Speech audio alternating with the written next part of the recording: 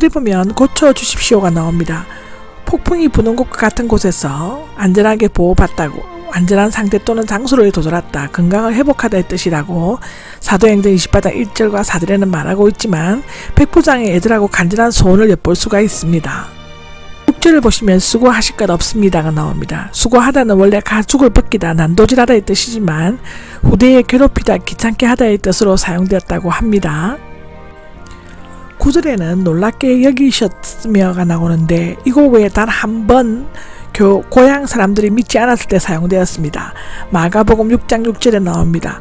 유대인들이 믿지 않은 것과 이방인들이 믿는 것은 다 같이 놀라운 일이었습니다. 31절입니다. 31절에는 건강한 남자가 나오는데 건강한 사람이 나옵니다. 의사인 누가는 의학적 용어를 사용하고 있습니다. 이 단어에서 위생학을 의미하는 것이 유래가 하들지는 유래가 되었으며 목회 서신에서는 은유적으로 사용되고 있습니다. 즉 건전한 교리, 건전한 말씀인데요.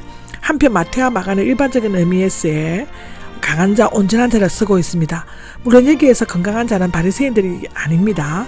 그들은 겉으로 건강한 것처럼 보였지만 실제로는 치유 불가능한 내과적 중환자였다고 합니다. 한편 세리들은 겉으로 상처투성이인 인간들이었지만 속으로는 가슴을 치며 회개하는 건강한 외과적 환자였습니다. 파스칼의 말을 적용한다면 바리새인들은 인시하는 죄인요, 세리들을 죄인시하는 의인이라고 말할 수 있다고 기록합니다.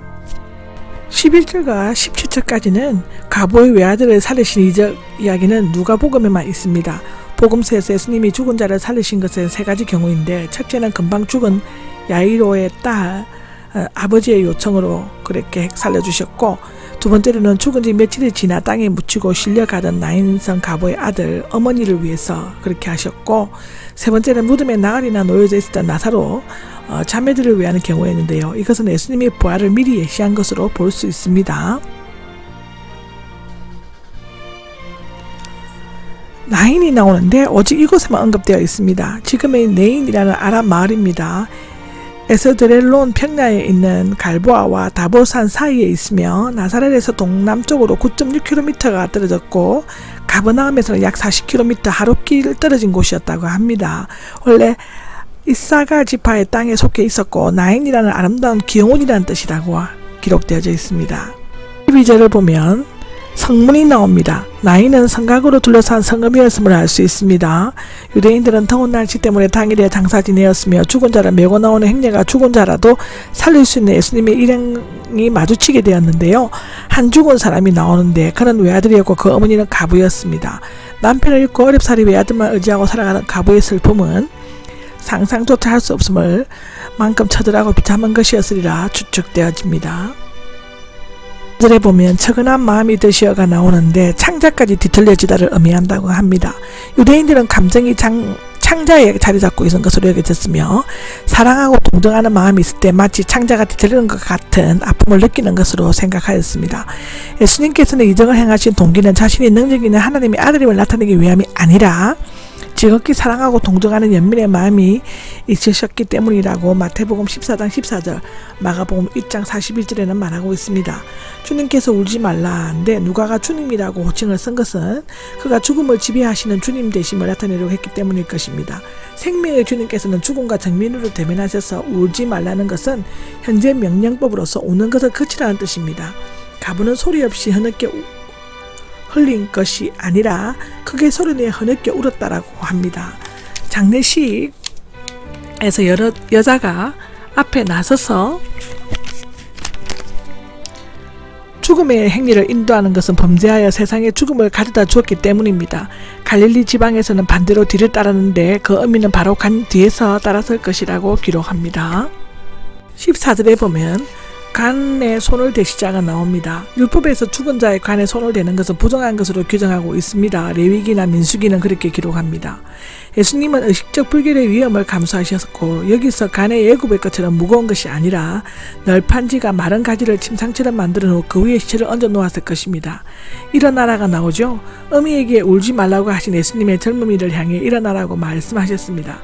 우주 만물을 말씀 한마디로 창조하신 그 권능으로 죽은 자를 향해 명령하셨습니다. 엘리야나 엘리사, 베드로나 바울이 이적을 행했지만 그들은 주님께 기도하고 그 권능을 힘입어 행한 것이었습니다. 예수님께서 명하시면 그대로 현실이 됩니다. 아멘. 누가복음 7장 15절인데요. 일어나 앉아가 나옵니다.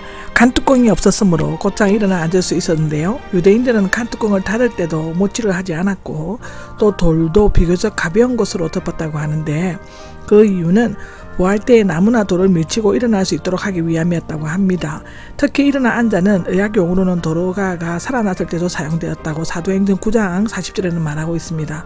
세 부활 사건은 다 일으킴을 받은 것으로 되어 있습니다.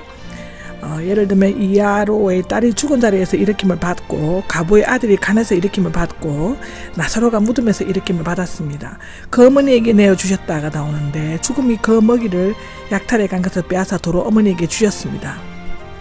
이것은 엘리야가 사르밧 가부의 아들을 일으켰을 때와 같습니다. 열왕기상 17장 23절을 보시면 됩니다.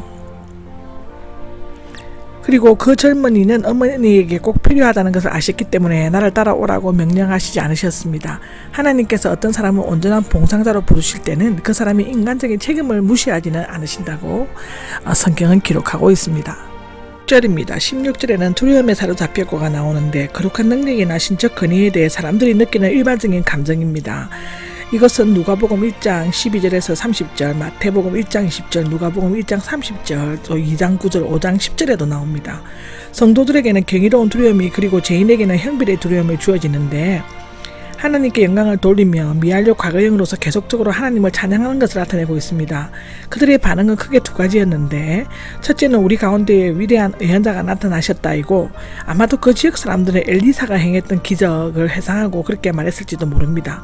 두 번째로는 하나님께서 자기 백성을 찾아오셨다는데 찾아오셨다는 주의 깊게 바라보다 조사하다 방문하다의 뜻이며 특히 의사가 왕진 시에 사용되었습니다. 어떤 예언자도 4세기 동안 나타나지 않은 하나님께서 버리셨다고 체험하고 있을 때 하나님께서 의사처럼 자기 백성을 고쳐주시기 위해 찾아오셨다는 것을 말하고 있다고 합니다. 말라기 4장 2절에 보면 나와 있습니다.